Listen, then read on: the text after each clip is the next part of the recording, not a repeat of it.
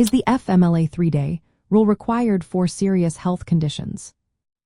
If you are curious about the Family and Medical Leave Act and how it applies to serious health conditions, you are in the right place.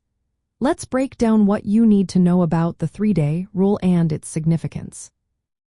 Under the Family and Medical Leave Act, a serious health condition can qualify an employee for leave if it involves inpatient care or ongoing treatment by a health care provider. One common aspect of qualifying for a serious health condition is the 3-day rule. This rule states that if an illness or injury prevents an employee from working for more than 3 consecutive days and requires ongoing treatment, it may qualify as a serious health condition. The 3-day rule is not just a guideline. It helps establish when a health condition is serious enough to warrant leave under the Family and Medical Leave Act. However, it is important to note that this 3-day absence is not an absolute requirement in every case. Other conditions can qualify for leave even if they do not meet the 3-day absence. For example, if an employee is hospitalized overnight, that qualifies as a serious health condition regardless of how long they are absent from work. Chronic conditions that cause intermittent symptoms can also qualify without needing to meet the 3-day rule. Pregnancy-related incapacity is another scenario where the 3-day rule does not apply. An employee can qualify for leave regardless of the length of incapacity.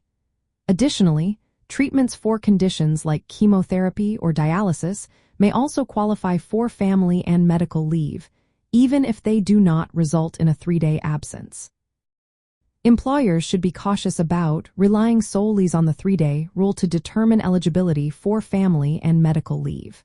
State laws may vary, and the Family and Medical Leave Act allows for intermittent leave.